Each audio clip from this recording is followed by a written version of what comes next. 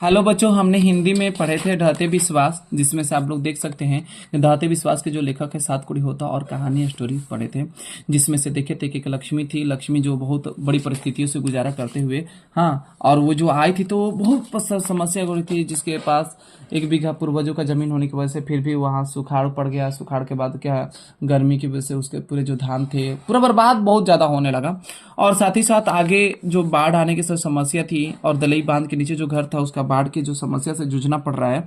तो वो आज परिस्थितियां देखिए आगे क्या कहता है कि किस तरीके से वो लक्ष्मी जो है आगे होती है, क्योंकि आपको बोला गया कि जो और इसमें इतने लोग साहस थे कि हर परिस्थितियों से लड़ने के लिए भी तैयार थे। मन मतलब चुप, खुद को शांत रहने का मान नहीं रखते थे। तो चलिए आगे पढ़ते हैं क्या कहता है। इसके बाद बोला है कि लक्ष्मी आसमान का रुख देखकर सशंकित हो उठी। उस बार भी इसी तरह भयावह था आसमान का रुख। पड़ोस का पढ़ाकू लड़का गुणनिधि अभी अभी कंटक से लौटा।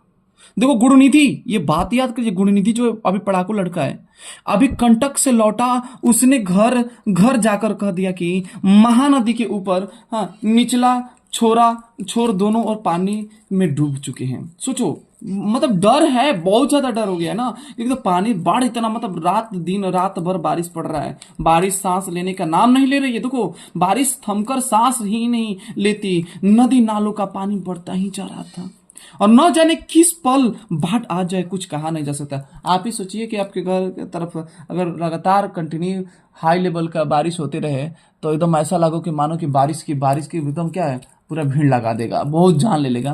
तो इस तरीके से कंडीशन ले लिया है। और आगे क्या बोल रहा जा रहा है कि महानदी के ऊपर छोर में संबल पुल का हीराकुंड बांध। देखो ये याद कर लेना, यहां से ये पॉइंट याद कर लेना, संबल पुल का हीराकुंड बांध बहुत पॉइंट है। ये जो घेरा लगा रहे हैं ना, ये बहुत इंपॉर्टेंट चीज है कि यहाँ नहीं आपको समझ में आएगा क्या, जीके में भी एकदम बिल्कुल आ जाएगा। पूछता है कि हीरापुर बांध कहाँ है, तो संबलपुर का, ठीक है। बंधे होने के बाद लक्ष्मी ने सुन रखी है, किंतु क्या वह एक बांध पूरे राज्य को बाढ़ से पानी को रोक सकेगा, ये सोच रही है। कंटक शहर, कटक सर, ऐसे कंटक नहीं कटक सर लिखा है, कटक सर को बाढ़ की चपेट से बचाने के लिए महाराज ययाति केसरी ने पत्थर का बांध बनवाया था। सोचो, कटक सर को बचाने के लिए कौन महाराज, ययाति महाराज। सोचिए, ययाति महाराज पत्थर को क्या बांध बनवाया था।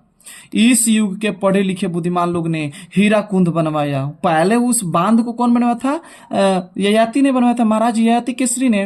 लेकिन अब उसको कौन बनवा रहा है, अब उसको बनवाया कौन है, अब लोगों ने बनवाया, बुद्धिमान लोगों ने, है हीरा कुंड बांध। अब उसका हीरा कुंड नाम दे दिया। हालांकि यह सब देखा नहीं है, लक्ष्मी ने सिर्फ सुना भर है। उसी हीराकुंड बांध में काम करते समय पत्थर के नीचे दबकर, यहां देखो, पत्थर के नीचे दबकर उसके जो ससुर जी है ना वो शहीद हो चुके हैं। उसके ससुर जी क्या हो चुके हैं, शहीद हो चुके हैं। सोचो, उसके ससुर जी शहीद हो चुके हैं, ससुर जी के शहीद हो गए थे। ऐसे लोग का कहना था, क्या हकीकत है नहीं पता, लेकिन ऐसे वो जो डेथ कर गए तो उनके किसकी वजह से हो गए, उनको पत्थर हीराकुंड बांध बना रहे थे, पत्थर के नीचे दब के मर गए। ससुर के देहांत के बाद वह इस घर में बहू बनकर आई थी। इन 28वें वर्षों में, बाप रे बाप, 28 वर्षों में उसने कई बाढ़, सूखा और तूफान देखा है, किंतु इंसान इन बाधा विपत्तियों को बांटकर हठीले जंगली भैंस की तरह अपनी आशा और अपने अरमानों को पूरा करने के लिए निरंतर दौड़ रहा है। न जाने कितनी आशाएं, कितनी अभिलाषाएं उसने भी अपने दिल में सजोए रखी है। लक्ष्मी के परदेसी होने का उसे बेहद दुख है, फिर भी वह अब बगैर टूटे अच्छे दिनों का प्रतीक्षा किए जा रही है।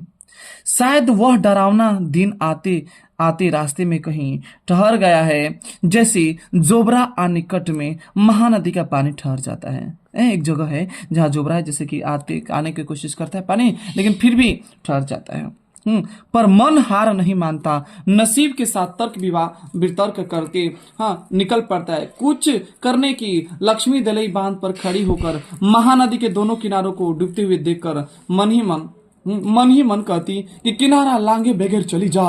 मतलब बाढ़, तू किनारा लांगे बगैर चली जा, ये तो इधर नहीं आना है। हमारी हंसी खुशी की दुनिया को और रेतीली मत बना। आगे क्या कहता है देखते हैं। गांव के लड़कों को इकट्ठा करके गुरुनिधि ने स्वेच्छा सेवक दल, ये बहुत इंपोर्टेंट है, क्वेश्चन एकदम बिल्कुल होता है। गुरुनिधि ने कौन सा दल बनाया था? स्वेच्छा दल का गठन किया, और लड़कों का साथ देने के लिए बूढ़े भी कमर कसकर निकल पड़े थे। सोचिए, बूढ़े भी कम नहीं है, अरे जवान बुढ़ापा हुआ तो क्या हुआ, अभी भी पावर दम है, ओल्ड इज गोल्ड। यह तो किसी एक का काम नहीं है, पूरे गांव में फैल गई है यह बात। बाढ़ आ रही है, बात ये है ना कि बाढ़ आ रही है, इस बात के लिए हीराकुंड से पानी छोड़ दिया गया है। बांध टूटने की आशंका से लोगों को सहनशीलता, सहनशक्ति एवं मन की दम को परखने के लिए नदी के वक्ष को व्यापक करते हुए बारिश का पानी बढ़ता ही जा रहा था। मतलब ऐसे, मतलब सोच रहे हो ना कि वो कुछ भी कर लो, बाढ़ रुकने वाला नहीं है, वो आके ही मानेगा, वो अब शांत रहने वाला नहीं है। बारी बारी से गांव के लड़के दलई बांध पर निगरानी कर रहे थे। क्यों? क्योंकि भाई बाढ़ कब आ जाए, कब चपेट में ले ले। बूढ़े उपदेश दे रहे हैं भाई, क्यों, क्या दे रहे हैं? देखो दे क्या रहे हैं उपदेश, कि कमजोर स्थानों पर मिट्टी डाली जा रही है। सोचो, उपदेश दे रहे कि यहाँ डालो, वो करो, ये करो, जिसकी वजह से कमजोर स्थानों पर क्या कह रहे हैं? मिट्टी डाली जा रही है, पत्थरे ढोए जा रहे हैं। सोचो, और बांध को और भी मजबूत बना करने के लिए सोचो, इस सबको मेन बात है बांध। अब बांध जितना मजबूत होगा उतना क्या होगा, पानी इधर नहीं आएगा। रेत की बोरियां इकट्ठी की जा रही है काम में लाने के लिए। सोचो, काम में लाने के लिए रेत की बोरियां, क्योंकि रेत ऐसा चीज है ना कि पानी जैसे पड़ता है उतना वो ठोस रूप में बनते जाता है। बांध की निगरानी के लिए लक्ष्मी ने अपने बड़े लड़के को भेज दिया था। अब बड़े लड़के का नाम क्या है? चलिए देखते हैं, आगे बढ़ेगा, आगे बोलेगा, बताएगा, आपको बेचैन नहीं होना, एकदम बिल्कुल एक एक कहानी में बताएगा। अपने साथियों के साथ वह रात भर बांध की निगरानी करेगा। देखो सोचो, अपने बड़े लड़के को भी भेज दी, ये नहीं सोची कि मेरा बड़ा लड़का खो जाएगा, नहीं भाई चलो करो, जब बूढ़े लोग साथ दे रहे हैं तुम्हें क्या करना है। एक दूसरा नंबर की एक पढ़ाकू लड़का जो गुरुनिधि है वो भी जाकर काम कर रहा है ना, एक तुम ही तोड़ी हो।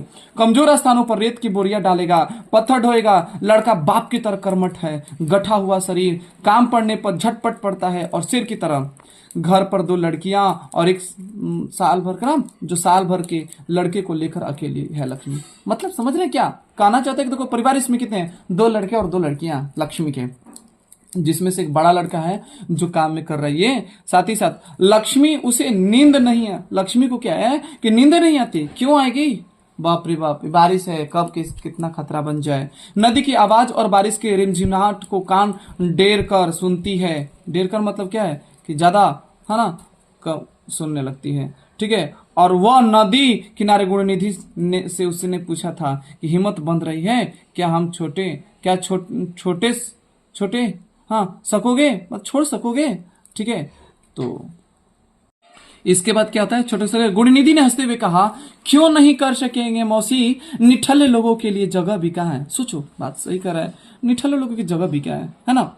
और जगह भी तो नहीं है दुनिया में। जिस मनुष्य ने काठ जोड़ी का पत्थर बांध बांधा है, हीराकुंड के बांध बनाया है, वह मनुष्य अभी मारा थोड़े ही है। हाँ, बहुत देखो, ऐसे लड़के हौसले बुलंदे वाले होते हैं जो कर्म के एकदम प्रतिनिष्ठ होते हैं। और कर्म करना चाहिए। जो लड़का मजबूत कर्मनिष्ठ होता है, समझिए उसको कोई हरा नहीं सकता, कैसे भी करके। वो लोग हमेशा हर जंग जीत जाते हैं, कितना भी जंग हारने लायक क्यों ना हो।